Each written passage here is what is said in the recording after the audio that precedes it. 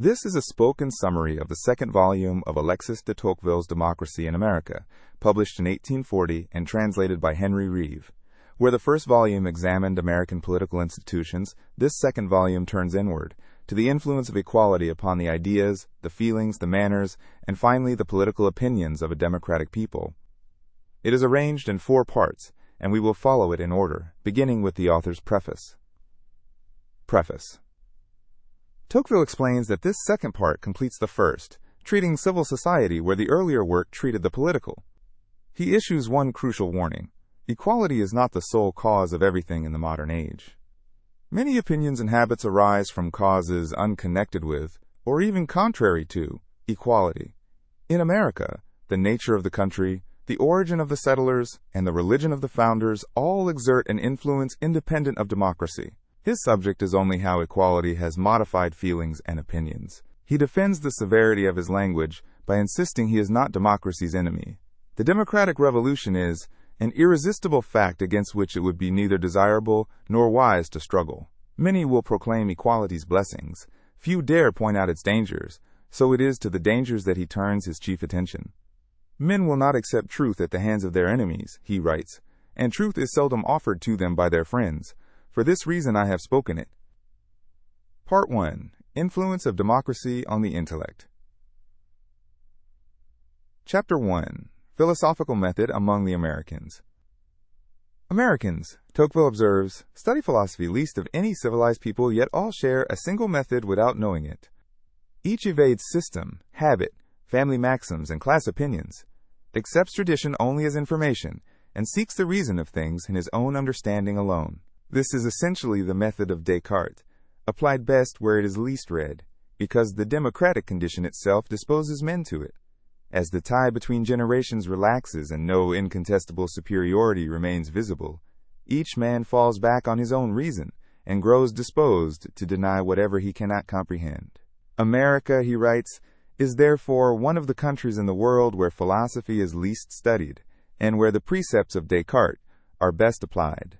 He traces the method's growth in Europe as conditions equalized, from Luther through Bacon and Descartes to Voltaire, differing only in the degree of its application. 2 circumstances keep it from breeding anarchy of thought in America. Religion is believed without discussion and held distinct from politics, and Americans, though democratic, never underwent a democratic revolution which would have surrendered men to their own guidance and scattered opinion into a sort of intellectual dust. Chapter 2. Of the principal source of belief among democratic nations. Dogmatic belief, the acceptance of opinions on trust, never ceases and is indispensable, for no man can verify everything himself. Life is too short, and he must take most truths on faith, a salutary servitude which allows him to make a good use of freedom. Some intellectual authority must therefore always exist, and the only question is where it resides. In democratic ages it settles upon public opinion, the belief of the many, since all are held equal in judgment and greater truth is presumed to lie with the greater number. The individual feels able to resist any single man but insignificant against the mass, which, quote, does not persuade to certain opinions, but it enforces them. So faith in public opinion becomes a species of religion, with the majority its ministering prophet. Tocqueville warns that this authority, far from weakening, may grow too strong and fetter the mind to the general will. Chapter 3. Why the Americans display more readiness and more taste for general ideas than the English. General ideas, he argues, prove not the strength but the insufficiency of the human intellect. Unable to examine every case, men group resembling objects under a common name, gaining speed but losing accuracy. Democratic peoples, surrounded by near identical fellows, generalize with an ardent and sometimes undiscerning passion, expanding any truth to embrace all mankind. Aristocratic peoples, who observe not man but certain men, distrust such ideas. The ancients, he notes, never reached the idea of the natural likeness of all men, so that even freed slaves thought servitude natural, and, quote, the advent of Jesus Christ upon earth was required to teach that all the members of the human race are by nature equal and alike. The English, both enlightened and aristocratic, hold a philosophy at once bold and timid, broad and narrow. Chapter 4. Why the Americans have never been so eager as the French for general ideas in politics. Though Americans use general ideas freely in legislation, they never embrace political theory with the blind, passionate confidence of the French Constituent Assembly and Convention. The reason: Americans have always themselves directed public affairs, while the French could long only speculate about the best way to conduct them. Practice corrects theory, for men grasp general ideas eagerly only in matters outside their daily occupation. Making a subject one's constant business teaches its weak points and exceptions. Thus, the democratic institutions, which compel every citizen to take a practical part in the government, moderate that excessive taste for general theories in politics, which the principle of equality suggests. Chapter 5. Of the manner in which religion in the United States avails itself of democratic tendencies. Religion, Tocqueville argues, is the most desirable form of dogmatic belief, even judged in a purely human point of view, because it furnishes clear, precise, lasting answers about God and the soul to a multitude who lack the leisure and capacity to reason them out. When religion is destroyed, doubt half paralyzes the mind, enervates the will, and prepares men for servitude. If faith be wanting in him, he must serve, and if he be free, he must believe. Religion is even more needed under equality, which isolates men and inflames the love of material comfort, because it raises the soul above earthly things. To keep its sway in a democratic age, he offers several rules. Religion must confine itself strictly to spiritual matters, as the gospel does, and the Quran, mixing in politics and science, does not. It must embrace the idea of one God governing all by the same laws. It must reduce its external observances, lest it shrink to a band of fanatical zealots in the midst of an infidel people. It must not war on the love of well-being, but teach men to enrich themselves by none but honest means. And it must never needlessly oppose prevailing. The American clergy succeed precisely by such restraint, standing wholly aloof from party and secular affairs, using democratic tendencies to combat religion's true antagonist, the spirit of individual independence. Chapter 6. Of the progress of Roman Catholicism in the United States. It is only an apparent paradox, he says, that the most democratic country should see Catholicism advance. Equality inclines men to shake off religious authority, but also gives them a taste for unity, simplicity, and uniformity in governing power, so that those who do believe are drawn toward the great centralized unity and discipline of Rome, which they almost as readily conceive that there should be no religion as that there should be several. He predicts posterity will tend to a single division into two parts, some relinquishing Christianity entirely, and others returning to the bosom of the Church of Rome. Chapter 7. Of the cause of a leaning to pantheism amongst democratic nations. As men and classes blur into one mass and each individual grows insignificant, the mind ceases to notice particular men and thinks only of the people and the kind. Striving to bind many consequences to a single cause, it is tempted to enclose God and the universe together in one great whole. Pantheism, which dissolves human individuality into an immense, unchanging being, therefore holds secret charms for democratic minds and flatters their indolence and pride. Tocqueville names it among the doctrines most fitted to seduce the human mind in democratic ages, and urges all who cherish the true greatness of man to struggle and combine against it. Chapter 8. The principle of equality suggests to the Americans the idea of the indefinite perfectibility of man. The idea of human improvement is as old as the world, but equality gives it a new and boundless character. Aristocratic peoples, fixed by rank and birth, admit amelioration but not essential change, assigning impassable limits and laying down eternal laws.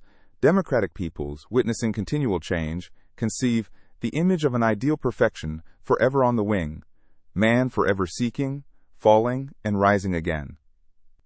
He illustrates with an American sailor who explained that ships are built to last only a short time because the art of navigation improves so fast that the finest vessel would become almost useless if it lasted beyond a certain number of years, seeing in the offhand remark the systematic idea by which a whole people directs its concerns. Chapter 9. The example of the Americans does not prove that a democratic people can have no aptitude for science, literature, or art. America's weakness in the higher sciences and arts, he insists, springs from causes peculiarly American, not from democracy itself. The austere founding religion, hostile to pomp and grudging toward letters, the absorbing pursuit of gain by a very old and a very enlightened people, fallen upon a new and unbounded country, and the ability to draw on Europe's and especially England's intellectual treasures without laboring to amass them. To confound what is democratic with what is only American is an error. A people made equal by a despot yet kept ignorant and unfree would indeed show no aptitude for thought. But a free and enlightened democracy, where natural inequalities of talent make fortunes unequal, and the taste for intellectual pleasure descends step by step to all, will cultivate the mind after its own fashion. For, if the human mind leans on one side to the narrow, the practical, and the useful, it naturally rises on the other to the infinite, the spiritual, and the beautiful. Chapter 10. Why the Americans are more addicted to practical than to theoretical science. Democracy does not stop the mind, but bends it strongly toward the useful and applied.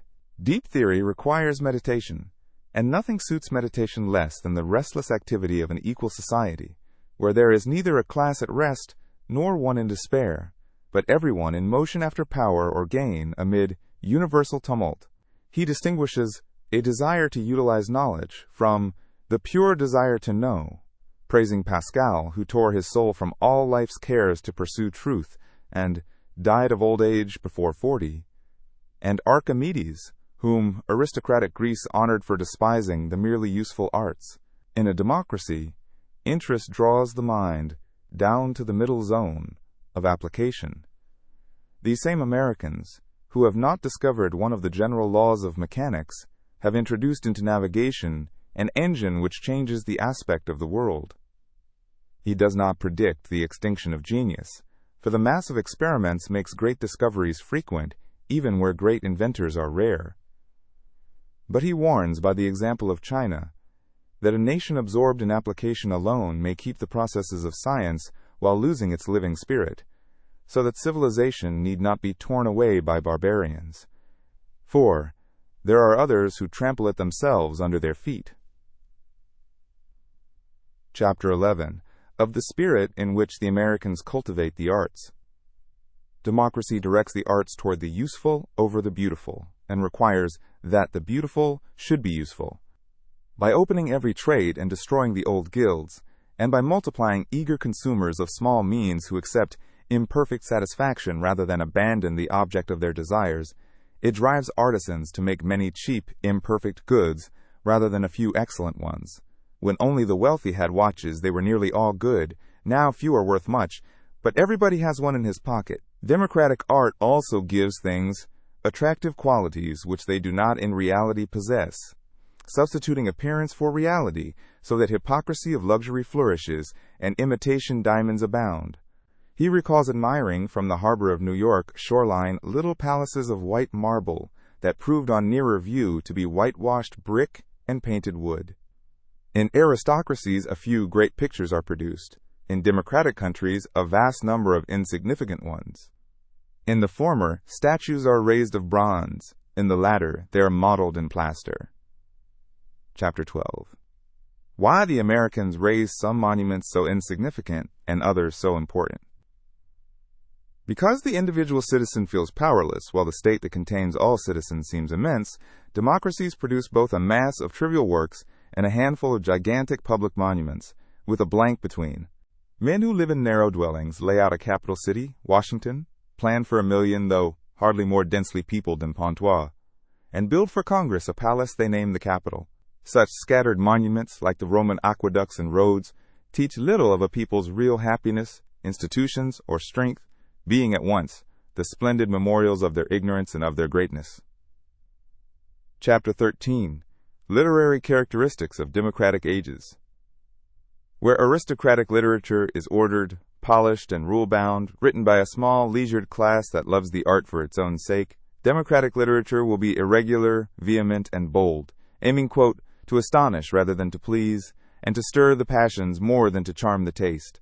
Its readers are a motley multitude in ceaseless change, so that each new generation is a new people, wanting books quickly procured and quickly read, offering rapid emotions and startling passages.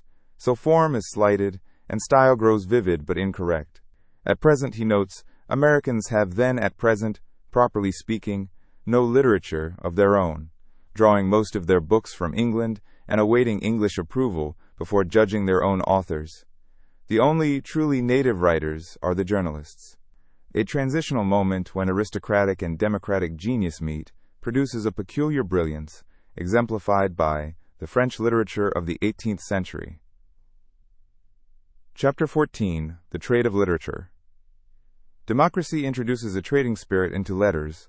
With numerous and easily pleased readers, a writer may win a meager reputation and a large fortune without being admired, only liked, since the ever-growing crowd's craving for novelty ensures the sale of books nobody esteems. The democratic public treats authors as kings treat courtiers. They enrich and they despise them. And for a few great writers there arise a swarm of idea-mongers. Chapter 15. The study of Greek and Latin literature peculiarly useful in democratic communities. Because ancient literature possesses exactly the care, finish, and ideal beauty that democratic writing lacks, its study is a valuable corrective, a prop on the side on which we are in most danger of falling. He observes that the ancient democracies rested on slavery and were really aristocracies. Athens, with her universal suffrage, was after all merely an aristocratic republic in which all the nobles had an equal right to the government. He advises, therefore, that the classics be reserved for a few genuine scholars trained in excellent universities, rather than forced on all, since a whole nation schooled only in dead languages, while everyone strives for fortune, would breed a dangerous, discontented class. Chapter 16. The Effect of Democracy on Language. Democratic agitation constantly transforms language. For such nations, love change for its own sake. New words are multiplied, drawn from business, trade, and party, while the old distinctions between vulgar and refined speech blur, since there is no patois in the New World. Its commonest and most dangerous habit is giving an existing word an unwanted meaning, which leaves the sense ambiguous with no permanent tribunal to fix it. And its love of general and abstract terms, its great merit and its imperfection, which enlarge and obscure thought. An abstract term, he writes, is like a box with a false bottom. You may put in it what ideas you please, and take them out again without being observed. With regard to language, democratic nations prefer obscurity to labor. Chapter 17. Of some of the sources of poetry amongst democratic nations. Defining poetry as the search and the delineation of the ideal, Tocqueville argues that equality dries up the old aristocratic springs, the legendary past, privileged persons, and the supernatural, but opens new and vaster ones. Democracy shuts the past against the poet, but opens the future before him. It turns the imagination toward mankind as a whole, toward the ideas of progress and indefinite perfectibility, toward providence, and above all toward man himself and the obscurer recesses of the human heart, as in the great modern figures of Faust, Childe Harold, and René.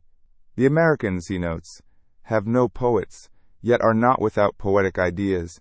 The image that haunts them is their own silent march across the wilderness, draining swamps, turning rivers, and subduing nature. Chapter 18. Of the inflated style of American writers and orators.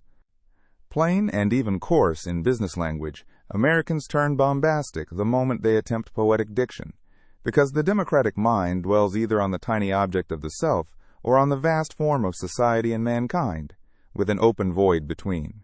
Straining to reach the second, authors abandon the great in order to reach the gigantic, and, since the multitude lacks the leisure to detect the disproportion, the author and the public at once vitiate one another. He fears democratic poetry, failing to find the ideal in the real, will create monsters and be forever losing itself in the clouds. Chapter 19. Some observations on the drama amongst democratic nations. The drama, requiring no preparation and drawing every rank into one audience, is the most democratic branch of literature and the first to reveal a literary revolution, for the spectator has no time to consult authorities and the pit has frequently made laws for the boxes.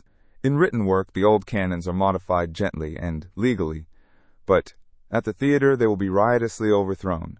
Democratic drama prefers the medley of real life, keen emotion, and present-day subjects to erudition, probability, and stylistic finish, since plays are listened to but not read. He notes that Americans go little to the theater, the Puritan founders having abhorred the stage as an abominable pastime, and that though American law elsewhere permits great license, dramatic authors alone are subjected to censorship by the municipal authorities. Chapter 20. Characteristics of Historians in Democratic Ages. Where aristocratic historians trace every event to the will and temper of particular men, democratic historians assign everything to vast general causes and deny the influence of individuals. Carried to excess, this becomes a doctrine of fatal necessity that binds generations in a close and enormous chain and endangers human freedom. The historians of antiquity, he writes, taught how to command. Those of our time teach only how to obey. Since the great object of the age is to raise the faculties of men, not to complete their prostration, he judges the doctrine, which he notes offers surprising consolations to second-rate historians, peculiarly dangerous. Chapter 21. Of Parliamentary Eloquence in the United States. Because the American representative only becomes somebody from his position in the assembly and depends wholly on his constituents rather than on inherited rank or a disciplined party, he is driven to speak constantly, cramming into his rare orations both great general truths, confusedly grasped, and the petty grievances of his district, so that debates are vague, verbose, and drag their slow length along. Indeed, to keep silence is the most useful service that an indifferent spokesman can render to the Commonwealth. Americans show their long parliamentary experience not by abstaining from making bad speeches, but by courageously submitting to hear them made. Yet democratic assemblies also produce a uniquely powerful eloquence, because the orator, representing no class, must resort to general truths derived from human nature. Such debates interest all mankind, because they treat of man who is everywhere the same, and the French, he adds, frequently speak to mankind, even when they are addressing their countrymen only. Part 2. Influence of Democracy on the Feelings of the Americans. Chapter 1. Why democratic nations show a more ardent and enduring love of equality than of liberty. The ruling passion of the democratic age, Tocqueville argues, is love of equality, which men crave more than freedom.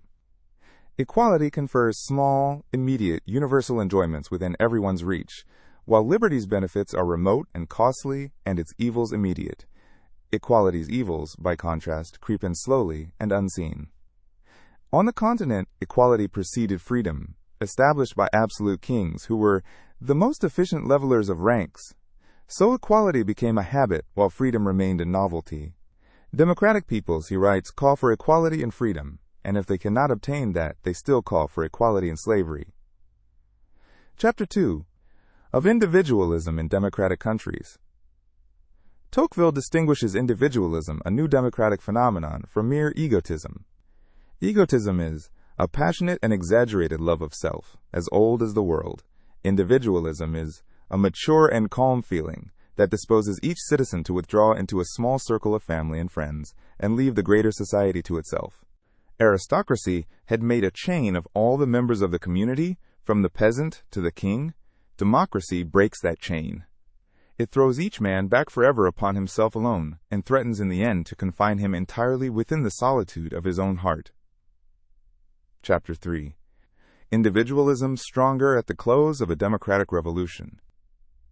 Individualism is fiercest just after an aristocracy has been overthrown, when newly independent citizens are intoxicated with their power, and lingering class animosities drive men apart. America's great good fortune, he observes, is to have reached democracy without having to endure a democratic revolution, so that its people were born equal instead of becoming so. Chapter 4. That the Americans combat the effects of individualism by free institutions. Because despotism thrives on isolating men, it is most dangerous precisely in democratic ages, when equality already isolates them. Freedom engenders private animosities, but despotism gives birth to general indifference.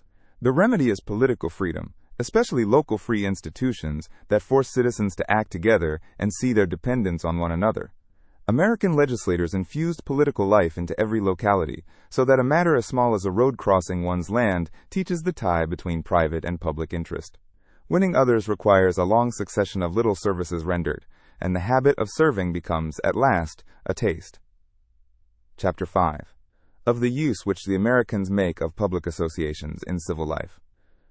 Americans of every age and condition, he marvels, constantly form associations, for 1,000 purposes, where a Frenchman would look to the government, and an Englishman to a great nobleman. Being individually feeble, equal citizens can accomplish great things only by combining, so they must learn the art or relapse into barbarism. In democratic countries, the science of association is the mother of science. The progress of all the rest depends upon the progress it has made.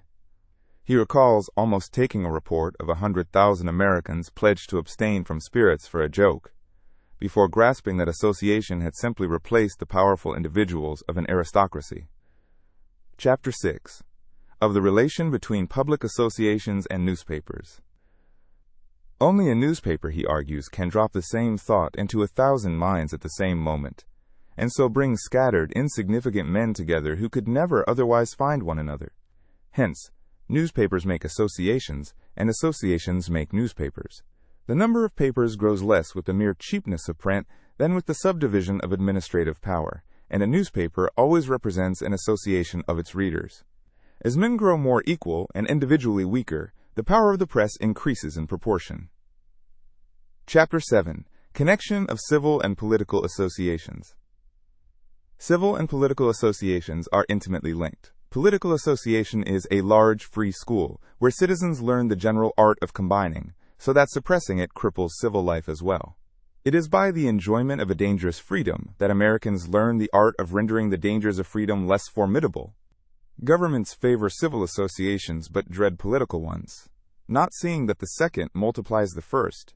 And to cut off political association, he says, is like cutting off an arm to save a life, leaving a man alive but far less able. Chapter 8. That the Americans combat individualism by the principle of interest rightly understood.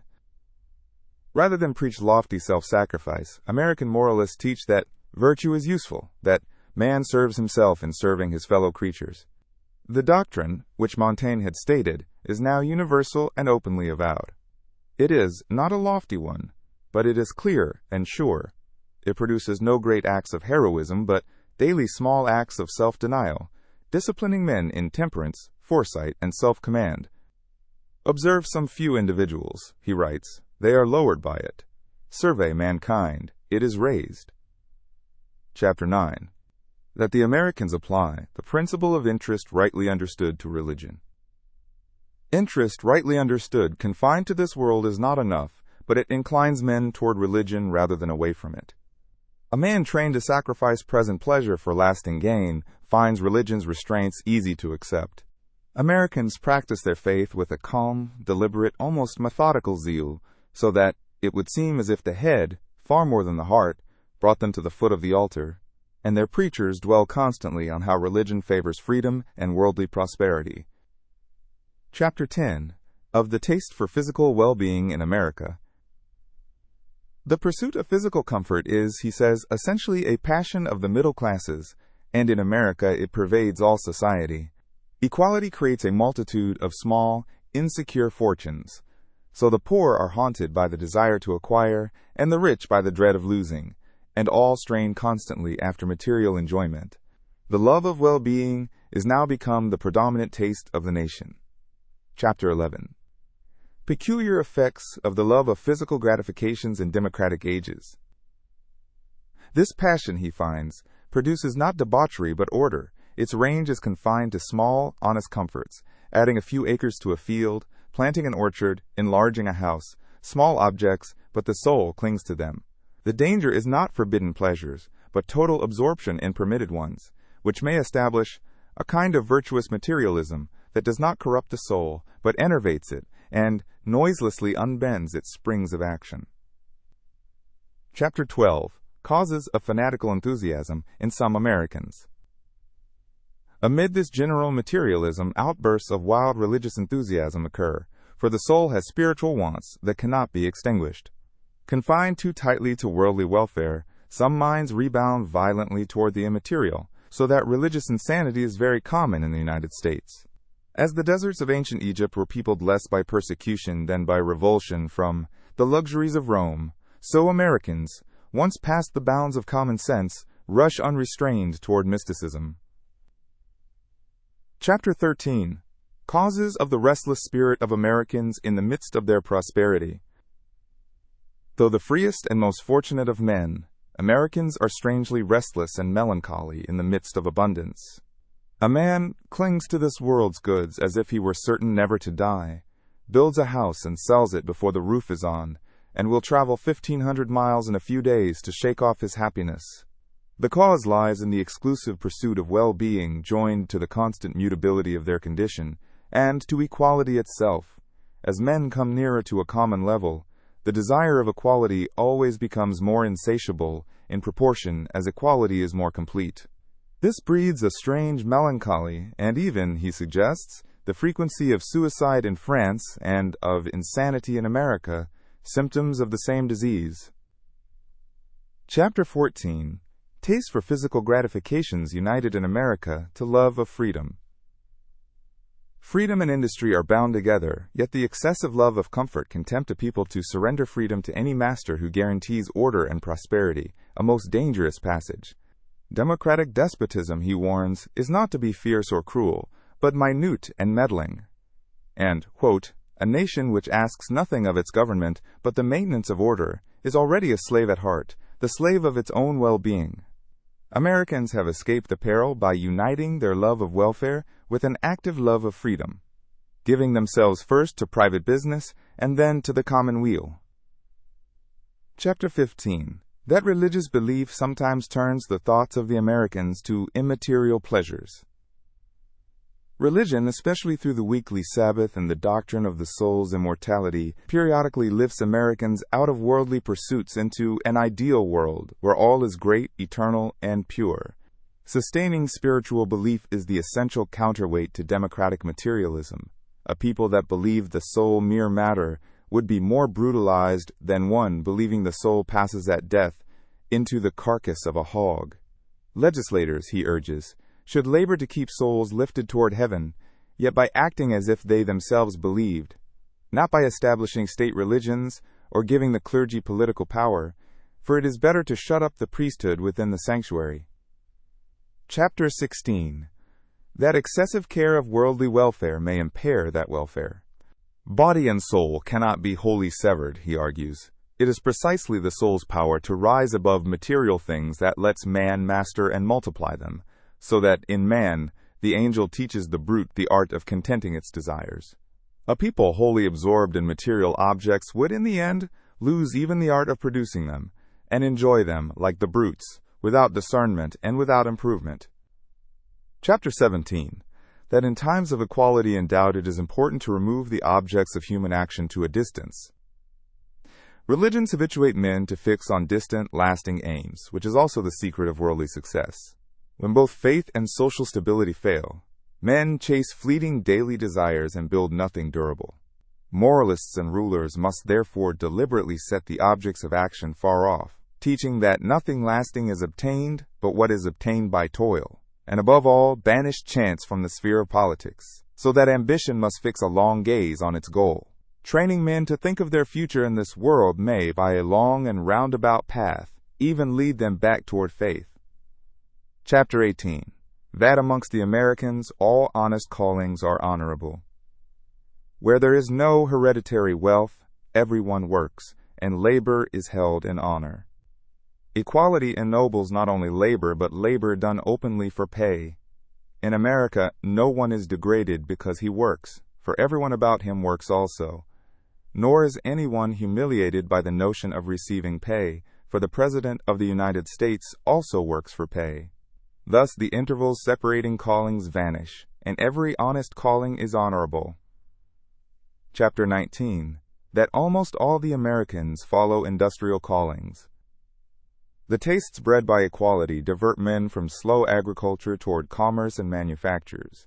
Even the wealthy are driven by the most imperious of all necessities, that of not sinking in the world, and all men keep the phantom of chance before their eyes, so that in democracies nothing is more great or more brilliant than commerce. A nation freed only half a century before had already become the world's second maritime power, joining the Hudson to the Mississippi. But because all are engaged in trade, commercial panics recur as an endemic disease of the democratic nations of our age. Chapter 20. That aristocracy may be engendered by manufactures. Here Tocqueville sounds a warning. The division of labor, which cheapens goods, also degrades the workman fixed forever on a single detail, so that, in proportion as the workman improves, the man is degraded, the art advances, the artisan recedes. Meanwhile, the wealthy master's mind expands until the two are joined only as two rings at the ends of a long chain, one born to obey and one to command. What is this but aristocracy? Yet it is a strange and heartless aristocracy. There are rich men, but the class of rich men does not exist, bound by no duty of protection, which first impoverishes and debases the men who serve it, and then abandons them to be supported by the charity of the public. By this channel, he warns, permanent inequality might one day re-enter the world. Part 3. Influence of Democracy on Manners Properly So Called. Chapter 1. That manners are softened as social conditions become more equal. The equalizing of conditions, Tocqueville argues, is the most powerful cause of the gentling of manners, because real sympathy can arise only between those who see one another as alike. In aristocracies, each caste has its own feelings and barely recognizes the others as of the same human race. A medieval chronicler mourns a slain noble, but relates the massacre of common people without wincing. And Madame de Sévigné, writing in 1675, could joke about a rebel broken on the wheel while being tender to her own children, simply because she had no clear notion of suffering in anyone who was not a person of quality. In democratic ages, since all think and feel alike, each man judges another's pain by glancing at himself, and his imagination puts him in the place even of a stranger or an enemy. In democratic ages, men rarely sacrifice themselves for one another, but they display general compassion for the members of the human race. They are not disinterested, but they are humane. The same Americans humane to their equals, he adds pointedly, remain insensible to the sufferings of their slaves, which proves that mildness springs from equality and not from mere civilization, as the cultivated Romans too were cruel to those outside their race. Chapter 2. That democracy renders the habitual intercourse of the Americans simple and easy. Democracy does not bind men strongly together, but it places their habitual intercourse upon an easier footing. The stiff reserve of the English, he argues, springs from their social condition and not from race. In a society of attainable but jealously guarded privileges, each fears that a small familiarity will draw him into an unsuitable acquaintance. So two Englishmen meeting abroad among strangers stare with secret uneasiness and converse in a constrained, absent manner, whereas, in a foreign country, two Americans are at once friends, simply because they are Americans. Lacking the privileges of birth and the sure rights of wealth, Americans meet strangers naturally and frankly, neither seeking nor avoiding them, neither displaying nor concealing their station. Chapter 3. Why the Americans show so little sensitiveness at home and so much in Europe. The same condition that makes Americans hard to offend at home makes them touchy and captious abroad. At home, expecting no particular deference and despising no one for his station, they assume no insult until it is unmistakable. The temper of the Americans is vindictive, like that of all serious and reflecting nations. They hardly ever forget an offense, but it is not easy to offend them. Transported to Europe, unable to find their place in a half-ruined scale of classes, and fearing to be ranked too high or too low, they grow anxious and quarrelsome. Tocqueville confesses that the only way to shed a tiresomely persistent American acquaintance was, quote, to make him my enemy for life, and observes that the American who boasts of equality aloud, in secret, deplores it for himself, striving to prove himself an exception. Chapter 4. Consequences of the three preceding chapters. Because democratic men feel mutual compassion, meet one another easily, and are not divided by touchiness, they readily lend a hand. In democracies, no great benefits are conferred, but good offices are constantly rendered. A man seldom shows self-devotion, but all are ready to be of service. Equality makes each feel both his independence and his weakness, teaching him that his turn to need help will come. So on the highway, everyone hastens to a sufferer's aid, and when sudden calamity strikes a family, the purses of 1,000 strangers are at once willingly opened in gifts that are small but numberless. Chapter 5. How Democracy Affects the Relation of Masters and Servants. Democracy does not abolish masters and servants, but transforms their relation from the permanent, quasi-familial hierarchy of aristocracy into a temporary, voluntary contract between men who regard each other as fundamentally equal. In aristocracies, servants form a distinct hereditary class with their own gradations and servile honor, and even share, as a kind of borrowed greatness, in the fame and rank of the master's house, adhering to it across generations like two parallel lines which neither meet nor separate. In democracies, the servant belongs to no separate people. He shares the education and morals of his age, is a passing sojourner who at any moment might himself become a master, and the right to command rests solely on the free and temporary consent of both their wills, beyond which they are simply two citizens. Where equality is long settled, an imaginary equality of human worth penetrates even their hearts, removing both disdain and servility. For what is most important to meet with among men is not any given ordering, but order. But where equality is imposed amid revolution before manners have caught up, obedience loses its moral sense. A secret and intestine warfare fills the household, the master ill-natured and weak, the servant ill-natured and intractable, a condition, he says, that is not democracy, but revolution. In the American North, he notes, the free servant obeys freely what he freely promised, and the master asks not love or deference, but only faithful performance of the covenant. Chapter 6. That democratic institutions tend to raise rents and shorten the terms of leases. The bond of landlord and tenant, like that of master and servant, dwindles into a mere money transaction between near equal strangers. In aristocracies, the hire of a farm is paid, quote, not only in rent, but in respect, regard, and duty. In democracies, the whole is paid in cash. The great magnate who owned 100 farms prized his tenants' affection and would sacrifice to keep it. The man who owns 100 acres cares nothing for the regard of his single tenant. Rising rents and cooling relations, spreading across Europe over the past 50 years, are the certain harbinger of a democratic revolution. The aristocratic tie relaxing in opinion before it is attacked in law, a tree dead at the root. And because democratic men are haunted by the thought of mutability and distrust long obligations, leases grow ever shorter, where the Middle Ages, believing families and society immortal, made leases for lives or for 99 years. Chapter 7. Influence of Democracy on Wages. A slow, gradual rise of wages, Tocqueville argues, is one of the general laws of democratic communities, as equality narrows the distance between workman and master, gives the worker a loftier sense of his rights, and through his sure resources, lets him refuse unfair pay. Wages rise as conditions equalize, and conditions equalize as wages rise. But the new manufacturing aristocracy forms a gloomy exception. Its masters, few and easily combined, can fix wages and wait out a strike, while the workmen, ever more numerous and possessing only their hands, must work day by day or they die. Impoverishment makes them easier to oppress, a fatal circle, so that in this one branch wages, after sudden booms, are driven permanently down, a plight he says most deserves the especial consideration of the legislator. Chapter 8. Influence of Democracy on Kindred. Democracy dissolves the legal, hierarchical family of Rome and of aristocracy, but tightens the natural bonds of affection.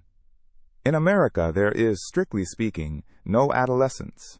At the close of boyhood, the man appears, and begins to trace out his own path, and without domestic struggle, since the same principles dispose the father to yield, and the son to claim his independence as an incontestable right. The father, no longer the constituted political ruler of the household, becomes merely a member of the community, older and richer than his sons. And the austere, conventional authority vanishes while warmth and intimacy take its place, so that the master and the constituted ruler have vanished, the father remains. Among brothers, equality replaces the cold, interested union of primogeniture, which set the eldest above the rest, with a free and youthful affection. Democracy divides their inheritance, but it allows their hearts and minds to mingle together. The general principle, he says, is that feelings natural to mankind are never stronger than when left to themselves. while feelings born of an artificial condition vanish with it. And so, democracy loosens social ties, but it draws the ties of nature more tight. It brings kindred more closely together, whilst it places the various members of the community more widely apart. Chapter 9. Education of Young Women in the United States. Since morals are the work of woman, and since democratic society cannot shield her from its dangers, Americans arm the young woman to defend her own virtue by knowledge and strength of will, rather than by protective ignorance. Emancipated early from maternal control, she thinks, speaks, and acts freely, surveys the world with a firm and calm gaze, sees its vices without illusion, and is remarkable rather for purity of manners than for chastity of mind. Americans give her precocious knowledge of everything, placing, quote, more reliance on the free vigor of her will than on safeguards which have been shaken or overthrown, and calling in religion only at the utmost limits of human strength. Tocqueville confesses he was surprised and almost frightened at the singular address and happy boldness with which such young women handled dangerous subjects on a path where a philosopher would have stumbled at every step. Chapter 10. The Young Woman in the Character of a Wife. The free, independent single woman voluntarily surrenders her independence upon marriage, entering strict conjugal duties with courage, precisely because she chose them knowingly. In America, the independence of woman is irrevocably lost in the bonds of matrimony. She lives in her husband's house almost as if it were a cloister. Being a, quote, puritanical people and a commercial nation, Americans demand much abnegation of the wife. But having used her liberty and married only after her understanding was exercised and ripened, she supports her new condition with courage, because she chose it. Nowhere, he adds, are private fortunes more precarious, and American women bear the swings from opulence to poverty with calm and unquenchable energy. He describes meeting young women raised amid the comforts of New England towns now enduring, in a comfortless hovel in a forest, fever and solitude with a look at once sad and resolute. Chapter 11. That the equality of conditions contributes to the maintenance of good morals in America. The strictness of American morals, he argues, springs chiefly from equality rather than climate, race, or even religion. Equality removes the barriers of birth and fortune that, in aristocracies, forbade many marriages and drove passion into transient and clandestine connections. Where a woman freely and wisely chooses her husband, public opinion is inexorable to her faults, and marriage rests on a conformity of tastes that keeps the pair in intimacy. Equality of conditions does not of itself engender regularity of morals, but it unquestionably facilitates and increases it. He rejects the old belief that love matches turn out badly, blaming past failures on communities that forbade free choice.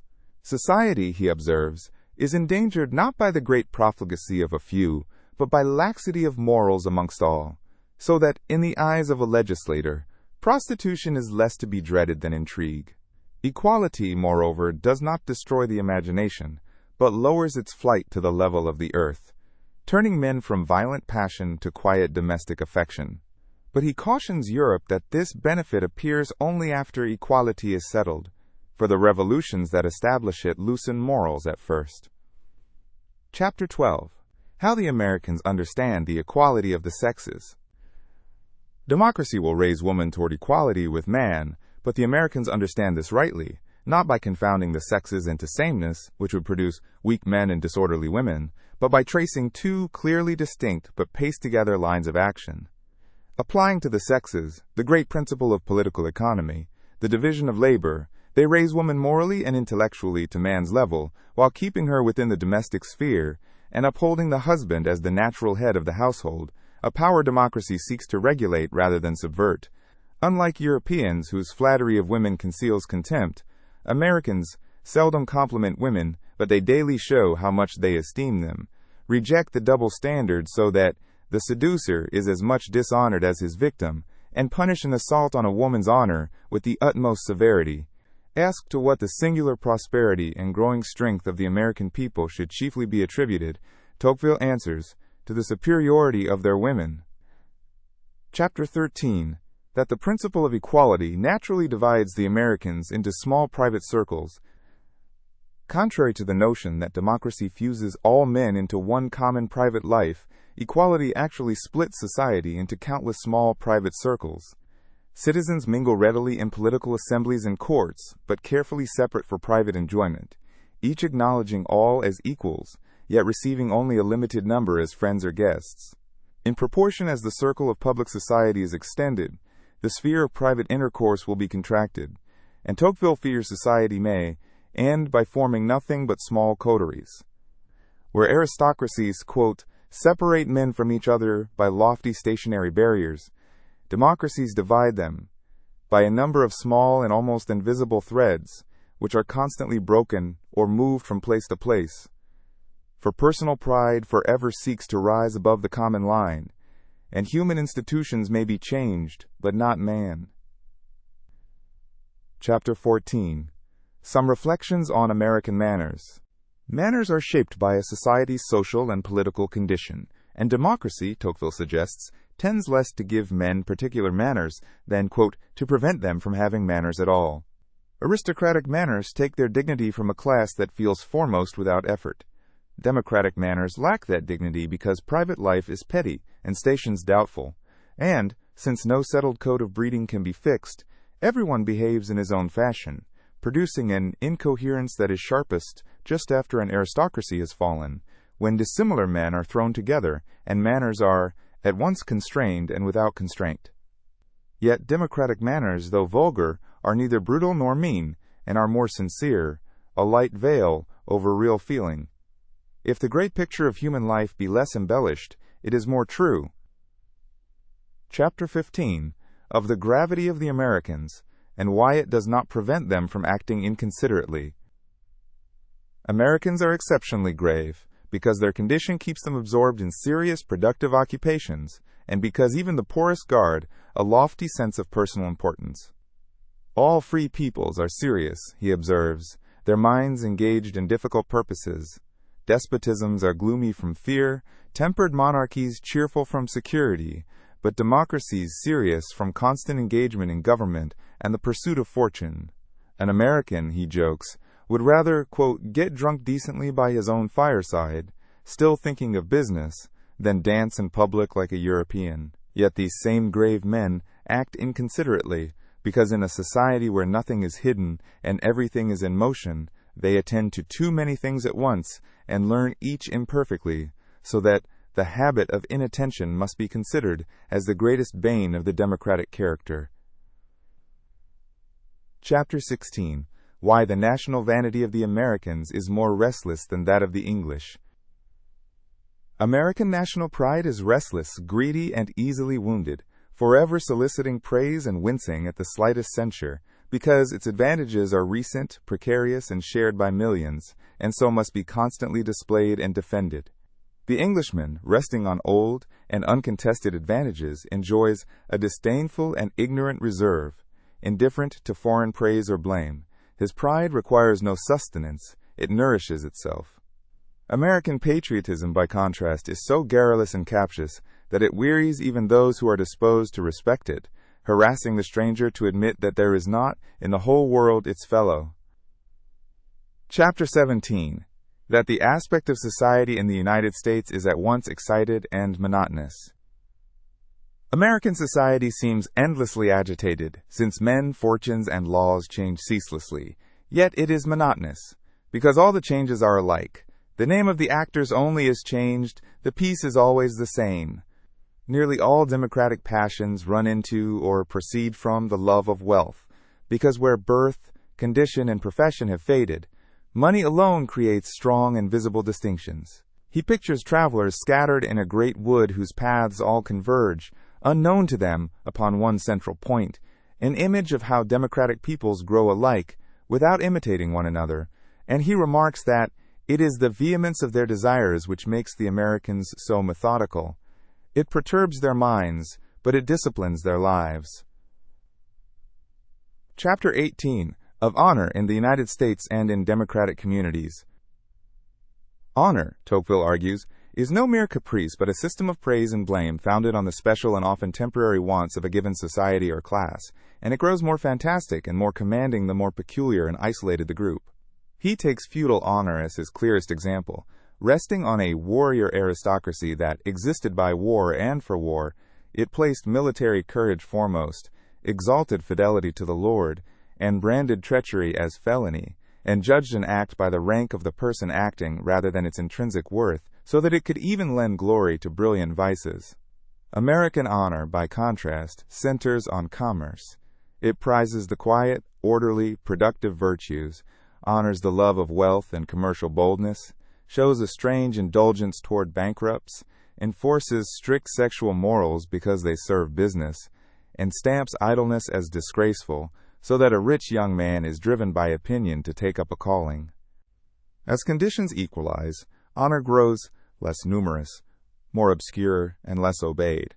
For society is in constant motion, and there is no settled class to promulgate its dictates, so that the law of honor exists, but it has no organs to promulgate it. In the end, honor derives entirely from the dissimilarities and inequalities of men, and would disappear altogether if all men became perfectly equal and alike. Chapter 19. Why so many ambitious men and so little lofty ambition are found in the United States.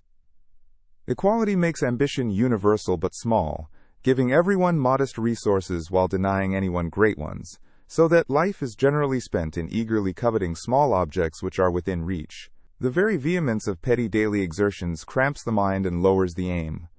Men might be much poorer and still be greater, and their horizon is not bounded by the laws but narrowed by themselves. Equality also slows advancement, imposing on all candidates a long and uniform probation that wastes their youth. When lofty ambition does break its narrow bounds, it tends to become violent and revolutionary. Tocqueville warns against repressing ambition too far, fearing a general mediocrity of desire more than boldness. What they most want is, in my opinion, pride. I would willingly exchange several of our small virtues for this one vice. Chapter 20. The Trade of Place Hunting in Certain Democratic Countries. Where equality grows but commerce is checked and education incomplete, ambition rushes toward public office instead of business, and place hunting becomes the most generally followed of all trades, especially in centralized monarchies with numerous secure posts. This universal craving destroys independence, spreads a venal and servile humor, and creates a great deal of unproductive activity. It endangers the very government that encourages it, since offices are finite but aspirants unlimited and ever multiplying with equality, so that the state is, quote, tasked to satisfy with limited means unlimited desires, and of all people in the world, the most difficult to restrain and to manage are a people of solicitants. Chapter 21. Why Great Revolutions Will Become More Rare. Against the common assumption that equality breeds perpetual upheaval, Tocqueville argues that settled equality actually wards off great revolutions. Almost all revolutions turn on property, the poor plundering the rich, or the rich enslaving the poor, but a democracy fills society with a vast middle multitude of small owners who love change, but they dread revolutions, feeling they might lose much and unable to see what they would gain. Commerce, which equality fosters, is naturally adverse to all the violent passions, loving compromise and dreading disturbance, and each man, absorbed in improving his own fortune, has neither time nor appetite for political excitement. So the would-be revolutionary finds the inert, conservative majority impossible to rouse, opposing, quote, their prose to his poetry. And he, quote, is reduced to impotence, not because he is conquered, but because he is alone. Opinions, too, grow stable and hard to uproot, for the pressure of the majority means the majority do not need to constrain him, they convince him. Equality, he writes, urges them on, but at the same time it holds them back. It spurs them, but fastens them to earth. It kindles their desires, but limits their powers. He grants that a bold minority might still exploit the withdrawal of the many, and names the black population as the one thing that could yet convulse America, a danger arising from inequality. But his deeper fear is the opposite of revolution, a settled immobility in which mankind will cease to advance. Chapter 22. why democratic nations desire peace and democratic armies desire war. The same causes that make democratic nations love peace make their armies crave war. Equality quenches the martial spirit in the people, whose interests and habits bind them to quiet, but fills the army with men who may all rise, so that promotion becomes a universal, ardent, perpetual desire. And since advancement in peacetime is slowest of all, hemmed in by numbers and by strict equality, the ambitious soldier longs for the war that makes vacancies. The army thus becomes a small nation by itself, ruder and more restless than the country, prone to the very upheavals the nation dreads. War, he warns, is the surest and the shortest means to destroy a democracy's liberties, and democratic peoples find two things very difficult: to begin a war and to end it. The remedy lies not in the army, but in the country, for free, orderly, and educated citizens make disciplined and obedient soldiers. Chapter 23, which is the most warlike and revolutionary class in democratic armies. The private soldiers, passing only briefly through the ranks and keeping their civilian ties, are the most peaceable and the best channel for the community's spirit. The chief commanders, having risen so far by a prodigious effort they fear to risk, grow cautious and prove the least warlike and also the least revolutionary part of a democratic army. The dangerous class lies between the non-commissioned officers, who have broken with civilian life, yet lead an obscure, confined, and precarious existence, forever tormented by the nearness of a promotion they can never secure. In them, a desperate ambition is kindled.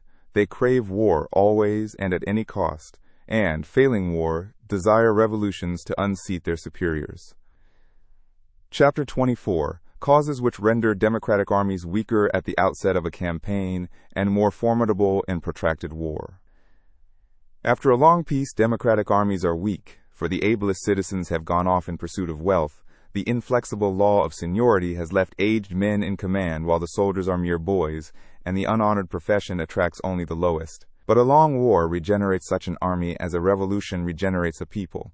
It rouses the whole nation, becomes the great and sole speculation, draws in the choicest spirits, promotes by merit, and, as death continually makes vacancies, opens the career to great generals.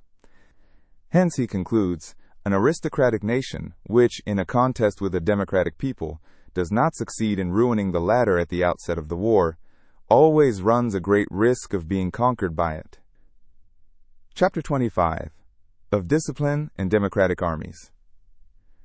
Equality does not destroy military discipline, but changes its character. Aristocratic discipline, merely extending a pre-existing social servitude, turns the soldier into a most formidable animal trained for war, obeying without reflection. Democratic discipline, instead, directs the faculties rather than annihilating them, producing an obedience less exact, but more eager, intelligent, resting on reason and will. And where aristocratic discipline, founded on habit, relaxes amid the disorder of war, democratic discipline is strengthened in sight of the enemy, because every soldier then clearly perceives that he must be silent and obedient in order to conquer. The armies of antiquity, drawn from free and equal citizens, exemplify this kind of discipline. Chapter 26. Some considerations on war in democratic communities. As equality spreads across several neighboring nations at once, wars grow rarer but wider, for interlaced commercial interests make war a calamity to conqueror and conquered alike, yet any two combatants embroil all the rest, so that wars therefore become more rare, but when they break out they spread over a larger field. Because such nations grow alike in nearly everything, numerical strength alone comes to decide battles, forcing small states to merge with or imitate great ones, and each people to field the greatest possible number, so that armies swell to embrace whole populations, even as the love of war declines.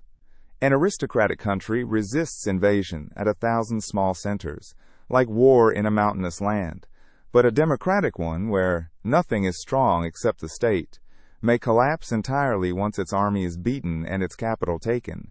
Hence, such a people has the greatest need of free institutions to give each citizen a stake worth defending.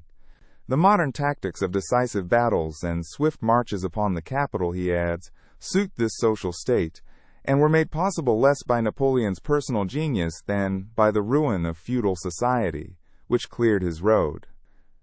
Part 4. Influence of democratic opinions on political society. Chapter 1. That equality naturally gives men a taste for free institutions. Equality, by making men independent in their private acts, breeds a jealousy of all authority and a natural taste for political freedom. Each most values a government whose head he chose and whose action he can control. This love of independence strikes the observer first and alarms the timid, and anarchy does look more formidable in democratic countries, since citizens exert no direct influence on one another, and society seems to crumble at once if the supreme power fails.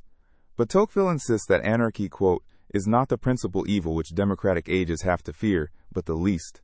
Equality begets two tendencies.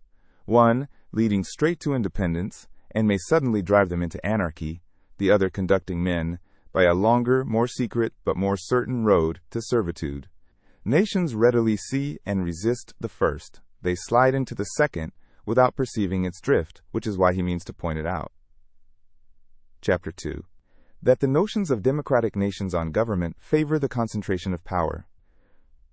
The democratic mind, drawn to simple and general ideas, spontaneously conceives government as, quote, a sole and central power which governs the whole community by its direct influence, quote, rejecting the intermediate powers an aristocracy imagines between sovereign and subject. It demands uniformity of legislation, since each man, differing little from his neighbor, cannot see why one rule should not bind all, and the slightest privilege offends him. As the individual seems ever smaller and society ever vaster, men form a lofty opinion of the privileges of society, and a very humble notion of the rights of the individual. These opinions, he notes, spread even to nations that reject popular sovereignty, so that rulers and ruled alike come to regard the central power as rightly acting and interfering in everything. Chapter 3. That the sentiments of democratic nations accord with their opinions in concentrating power. Not only opinions but feelings push the same way. Absorbed in private affairs and dreading disturbance to their well-being, democratic men make the love of public tranquility their ruling passion, and gladly leave public business to the one permanent power, the state. At once independent and powerless, each is too proud to obey a neighbor, yet too weak to do without help, and so turns to the imposing central power, which alone excites no envy. Thus, the very men who are so impatient of superiors patiently submit to a master, exhibiting at once their pride and their servility. They may hate those who hold the central power, but they always love that power itself. And, he adds, the older a democratic community is, the more centralized will its government become. Chapter 4. Of certain accidental causes which increase or check the concentration of power. The degree of centralization, however, depends on circumstance. Where men were free long before they were equal, as in America, the habits of liberty combat the centralizing pull. Where equality arose among a people that never knew freedom, as on the continent, all powers rush to the center with astonishing speed. Violent revolution hastens the process by sweeping away the classes that once managed local affairs, so that, as after the fall of the French nobility, those powers devolved of necessity upon Napoleon. Ignorance leaves men unable to build the secondary powers and free associations that defend independence. War favors the centralizer, and easiest of all is centralization under new princes, the children of their own achievements. The one essential condition, he concludes, is to love equality, or to get men to believe you love it. Chapter 5. That among the European nations of our time the power of governments is increasing, though the governors are less stable. In Europe, Tocqueville observes, every secondary power, the privileges of nobles, the liberties of towns, the independence of provinces, has been destroyed or absorbed, and the rights wrested from them have flowed not into new bodies but to the sovereign alone, so that nothing now stands between the individual and an ever-expanding state. Government has taken over charity and education, so that the state receives, and often takes, the child from the arms of the mother. It threatens to make even the clergy its salaried ministers, and by borrowing from the wealthy and gathering the poor man's mite in savings banks, it draws all fortunes toward itself. The growth of manufactures multiplies a dependent population, needing regulation, and government becomes the principal manufacturer, seeking to control every association, so that manufacturers govern us, they govern manufacturers. Two contrary revolutions thus run at once, one forever toppling governments and dynasties, the other forever strengthening the central power, both springing from equality, so that every step they make towards equality brings them nearer to despotism. He confesses that he distrusts the age's apparent spirit of freedom, fearing that when the tumults subside, sovereign power may prove more powerful than it ever was before. Chapter 6. What sort of despotism democratic nations have to fear? Here Tocqueville reaches the book's most famous warning. The despotism that threatens democratic nations, he says, is unlike anything in history. Not the violent but limited tyranny of a Roman emperor, which was extremely onerous to the few, but it did not reach the greater number. But something new, more extensive and more mild, it would degrade men without tormenting them. Unable even to name it, he must define it. He asks us to picture an innumerable multitude of men, all equal and alike, each living apart, a stranger to the fate of all the rest, absorbed in the petty pleasures with which he gluts his life, having in effect lost his country. Above this race stands an immense and tutelary power, which alone secures their gratifications and watches over their fate, a power absolute, minute, regular, provident, and mild, resembling parental authority, except that it seeks to keep them in perpetual childhood, providing for their needs and sparing them all the care of thinking and all the trouble of living. It covers society with a network of small, complicated rules, minute and uniform, and rather than breaking men's wills, it does not tyrannize, but it compresses, enervates, extinguishes, and stupefies a people, till each nation is reduced to be nothing better than a flock of timid and industrious animals, of which the government is the shepherd. Such servitude, he warns, can hide beneath the outward forms of freedom, even under the wing of the sovereignty of the people, for men reconcile their taste for being led with their wish to be free by choosing their guardians periodically, and console themselves for being in tutelage by the reflection that they have chosen their own guardians. But, he answers, the nature of him I am to obey signifies less to me than the fact of extorted obedience, and it is especially dangerous to enslave men in the minor details of life, where a subjection felt daily by all gradually breaks the spirit. A people that keeps only the power to choose its masters cannot prevent them from gradually losing the faculties of thinking, feeling, and acting for themselves. Chapter 7. Continuation of the preceding chapters. The remedy, Tocqueville insists, is not to rebuild aristocracy, which is impossible, but to make liberty proceed out of that democratic state of society in which God has placed us. Government may rightly be strong and active. The object is only to prevent it from abusing its aptitude and its strength. He proposes democratic substitutes for the vanished guarantees of aristocracy, elective secondary bodies to hold a share of administrative power, free associations which let feeble individuals form bodies corresponding to the persons of an aristocracy, and so resist oppression, and above all, a free press, the only cure for the evils which equality may produce, since the isolated man can appeal only to the whole nation through it.